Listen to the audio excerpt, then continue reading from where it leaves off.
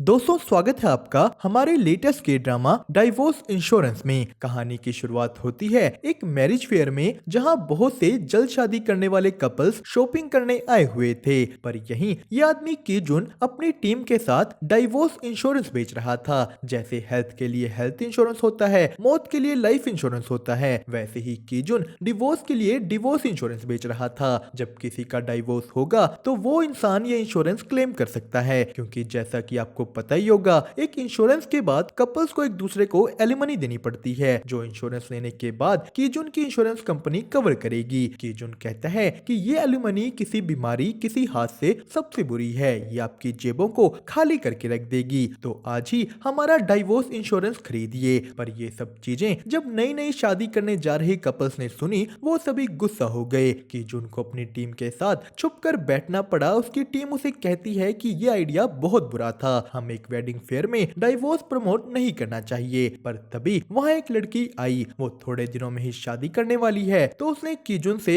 इस divorce insurance के बारे पूछा, जिसके बाद कहानी जाती है 3 महीने पहले। कीजुन एक सपना देख रहा था, जहाँ उसका सीनियर मिस्टर नाउ से कह रहा था कि तुम ये क्या कर रहे हो, तुम इतने बढ़िया पॉलिसी मेकर थे, पर आजकल तुम बेकार बेकार सी पॉलिसीज बना रहे हो, जिससे कंपनी को घाटा हो रहा है। तो इसी सपने में कीजुन को एक नई पॉलिसी का आइडिया आया। ये सपने वाला आदमी उससे पूछता है कि तुम्हारी लाइफ में अभी तक सबसे बड़ी मुश्किल किस चीज की वजह से आई है। कीजुन ने कहा डाइवोर्स, और ये सोचते ही उसे डाइवोर्स पॉलिसी बनाने का आइडिया आ गया। सीन शिफ्ट होता है अगले दिन उनकी इंश्योरेंस कंपनी में, जहाँ कीजुन के सीनियर मिस्टर ना की बीवी ने उनसे डाइवोर्स ले लिया। मिस्टर ना डाइवोर्स की बात सुन दुखी हो जाते हैं। तो यही कीजुन ने आकर उन्हें अपने नए आइडिया के बारे बताया, जो सुन मिस्टर ना कहते हैं कि तुम्हारे इन्हीं बकवास आइडिया ने हमारी पूरी टीम खाली कर दी है, बोर्ड ऑफ डायरेक्टर्स कुछ दिनों में हमें भी निकाल देंगे। जिस पे कीजुन कहता है कि नहीं सर, ये आइडिया पहले वालों की तरह नहीं है, ये आइडिया हमारी कंपनी की सबसे बड़ी सक्सेस होगा। कीजुन मिस्टर ना को समझाता है कि सर, आपको तो पता ही है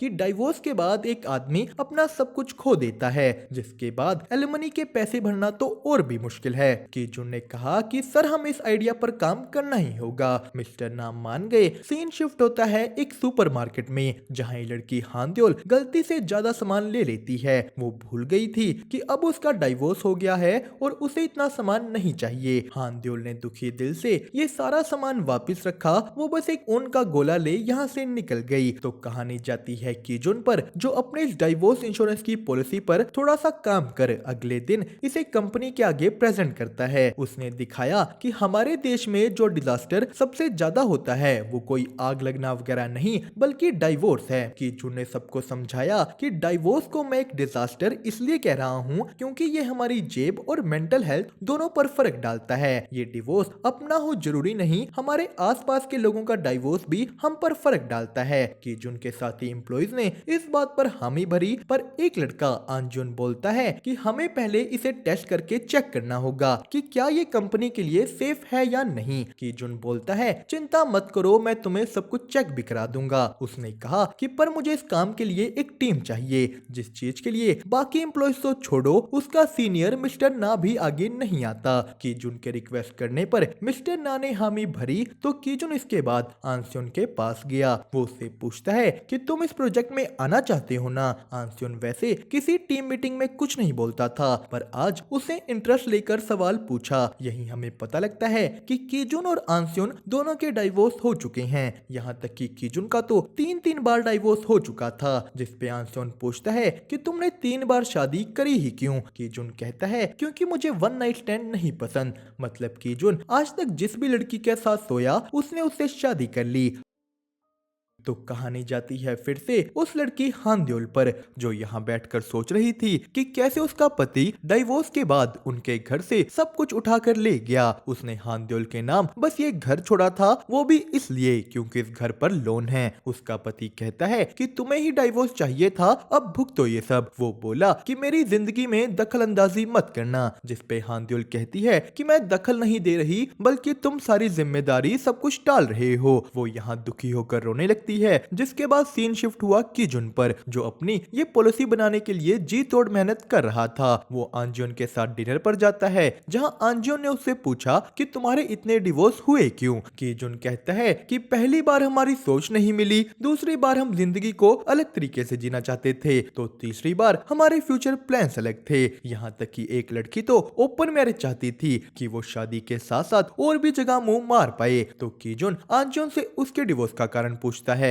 आंजियोन ने बताया कि मेरी बीवी को घर का इंटीरियर बदलना पसंद था, तो एक दिन उसने मुझे ही बदल दिया। अब ये दोनों दोस्त यहाँ पीकर टल्ली हो रहे थे, तो दूसरी तरफ हानद्योल अपनी दोस्त आयंग से मिली। आयंग कहती है कि मैं खुद से शादी करने वाली हूँ, ताकि मैंने जिनको भी शादी पर गिफ्ट्स दिए हैं वो मेरी शादी पे मुझे गिफ्ट्स वापस करें। तो हानद्योल कहती है कि हाँ सही है, मैं तो लोगों पर भरोसा कर सब कुछ गवाही देती हूँ। जिस पे आयंग बोली कि तुम बहुत भोली हो, तुम्हें थोड़ा सा बदलना होगा, एक सन की मुफ्त बन जाओ, फिर कोई तुम्हारा फायदा नहीं उठाएगा। यहाँ उन दोनों दोस्तों ने प्लान बनाया कि आयंग की कंपनी में नई ज्वाइनिंग है, तो वो पूरी कंपनी में पहले ये अफवाह फैला देगी कि हानद्योल एक सन की है, तो कोई उससे पंगा नहीं लेगा। हानद्योल इसके बाद यहाँ से निकल अपने घर चली गई। वो अपने और अपने पति के बेड के गद्दे को उठाकर बाहर फेंकने निकल जाती है, तो यहीं उसे ऐसा करते कीजुन ने देख लिया। वो हानद्योल के रास्ते में आ जाता है, जिस वजह से हानद्योल का बैलेंस बिगड़ा और वो कीजुन को ले गिर गई। यहाँ हवा से उड़कर एक बेडशीट आ जाती है, जिसने उन दोनों को ढक लिया। आसपास के लोग ये नजारा देखकर कुछ और समझ लेते हैं, वो उनकी वीडियो बनाने लगे। तो सीन शिफ्ट होता है एक पुलिस स्टेशन में, जहाँ कीजुन कह रहा था कि हानद्योल ने उसकी उंगली पकड़कर उसे नीचे खींचा, तो हानद्योल कह रही थी कि कीजुन जानबूझकर मेरे ऊपर गिरा। पुलिस ऑफिसर भी उनकी इस लड़ाई से तंग आ जाता है। यही हमारे सामने आया कि हानद्योल को इंश्योरेंस के बारे पता था, तो कीजुन को उसको ध्यान से देखकर याद आया कि उसने इस चेहरे को पहले भी कहीं देखा है। दरअसल कीजुन ने हानद्योल को उसी सुपरमार्केट में देखा था, जहां वो सामान वापस रखते हुए रो रही थी। कीजुन उसे रोते देख कुछ नहीं बोलता, वो बस साइड से चला गया। तो कीजुन यहाँ ये याद कर हानद्योल से समझौता कर लेता है। वो हानद्योल को लेकर निकल गया। वो दोनों एक दूसरे को कभी भी फिर से ना मिलने की बात कर यहाँ से निकल जाते हैं। तो अगले दिन कीजुन ने सभी जगह अपने डाइवोर्स इंश्योरेंस की टीम की जॉब की रिक्रूटमेंट डाल दी। उन लोगों का बड़ा सा नया ऑफिस भी तैयार हो गया था। उनकी टीम ज्वाइन करने के लिए बहुत से लोगों ने अप्लाई भी कर दिया। कीजुन अगले दिन इन सभी लोगों का इंटरव्यू लेता है। इन्हीं में से एक आयंग थी, तो एक हानद्योल। कीजुन और हानद्योल एक दूसरे को देखकर चौंक गए। हानद्योल यहाँ एक पागल सन की दिखने के लिए अजीब से कपड़े डालकर आई थी, तो कीजुन को पता लगा कि हानद्योल का अभी अभी डिवोर्स हुआ है और इसीलिए वो गद्दा बाहर फेंक रही थी। यहाँ कीजुन को हानद्योल की इंश्योरेंस नॉलेज बहुत ही इंप्रेसिव लगी। वो उसे अपनी टीम के लिए सिलेक्ट कर लेता है, पर तभी मिस्टर ना ने कीजुन को आकर बताया कि हमारी सिंगापुर ब्रांच से कोई यहाँ हमें लीड करने आ रही है। दरअसल उनकी कंपनी के एक बड़े आदमी की बेटी का डाइवोर्स होने वाला था, तो इसीलिए उनकी कंपनी ये डाइवोर्स इंश्योरेंस अच्छी तरह बनाना चाहती है। मतलब कीजुन किसी भी हालत में फेल नहीं हो सकता। वो अगले दिन अपनी टीम के साथ आगे बढ़ता है, पर यहीं एकदम से वो सिंगापुर वाली मैनेजर आ गई और हमारे सामने आता है कि ये लड़की नारे कीजुन की एक्स एक्स एक्स वाइफ है, जो अब उन्हें लीड करेगी। दोस्तों इसी ट्विस्ट के साथ हमारा ये पहला एपिसोड हुआ यहीं पर खत्म। आपको इसकी एक्सप्लेनेशन कैसी लगी हमें कमेंट करके जरूर बताएं। साथ ही साथ आगे के एपिसोड्स देखने के लिए वीडियो को लाइक और चैनल को सब्सक्राइब करना मत भूलिएगा।